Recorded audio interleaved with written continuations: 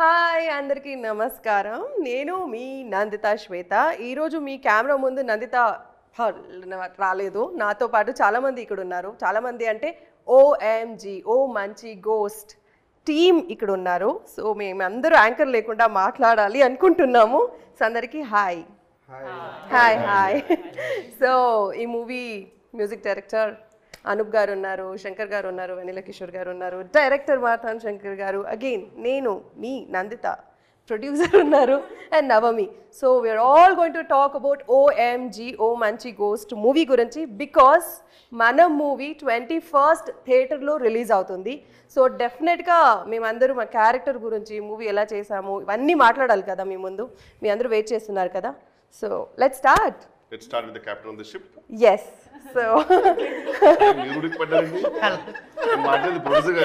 Okay done sir. అయితే no ladies first లేదు, ఇప్పుడు డైరెక్టర్ మాట్లాడతారు. ఇంతమంది ఇప్పుడు లేదు, ఇంతమంది ఇప్పుడు మీరు చూస్తున్నారు అంటే టైం షూటింగ్ స్పాట్లో చూసారు కదా అందరినీ ఇలా. బట్ అక్కడ ఒక హడావిడి ఉండే. ఇప్పుడు ఎలా అనిపిస్తుంది చెప్పండి. ఇప్పుడు కొంచెం నర్వస్ గా ఉందండి. అంటే షూటింగ్ ముందు మీకు ఎలా అనిపించింది, షూటింగ్ లో ఎలా అనిపించింది, షూటింగ్ తర్వాత ఎలా అనిపించింది, ఆ ఎమోషన్ చెప్పండి. జర్నీ ఇది మళ్ళీ చెప్పండి డైలాగ్. చెప్పేశారు. షూటింగ్ ముందు ఎలా అనిపించింది? షూటింగ్ ముందు ఎప్పుడు స్టార్ట్ అవుతుందా ఉంది సార్.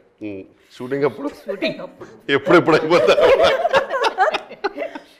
అందరు డేట్స్ ఎప్పుడు త్వరగా దొరికితే ఎంత ఫాస్ట్ గా చేద్దాం అనిపించింది. షూటింగ్ అయిన తర్వాత ఎప్పుడు రిలీజ్ అయ్యి ఆడియన్స్ ఎప్పుడు మెచ్చుకుంటారా అనే ఫీలింగ్ లో ఉన్నా. ఖచ్చితంగా పెద్ద డైరెక్టర్ అవుతారు కదా. ఎందుకంటే ఈ మాట్లాడే విధానం చూసారా, ఇంత నాన్ కాంట్రవర్షియల్, పర్ఫెక్ట్ గా కూల్. అసలు ఇప్పుడు నిజం చెప్పండి,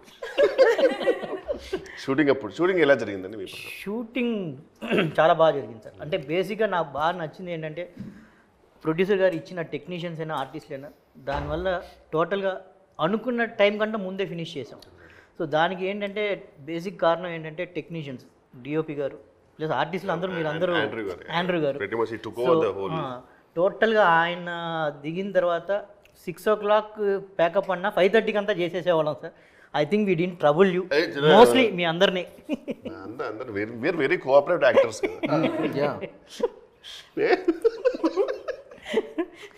సో బేసిక్గా అన్ని. బట్ నా ప్రకారం నేను personally I felt that Shankar గారు ఈజ్ యాక్చువల్లీ ప్రొడ్యూసర్స్ డైరెక్టర్ అండి.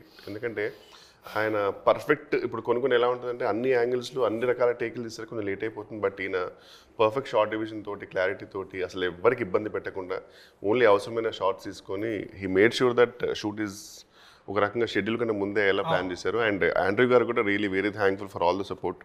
ఇప్పటికి గుర్తుంది యాక్చువల్గా ఒక ఈ హారర్ ఎఫెక్ట్కి నందిత గారికి అనుకుంటా ఒక చిన్న ప్రొపెల్లర్ ఫ్యాన్ లాంటి తీసుకొచ్చారు. ఆ టైంకి సరిగ్గా పనిచేయకపోయేసరికి, యూజువల్గా ఈ ప్లేస్లో వేరే వాళ్ళు ఉంటే ఆ ఫ్యాన్ వచ్చేదాకా నేను షూట్ చేయాలని చెప్పాలి.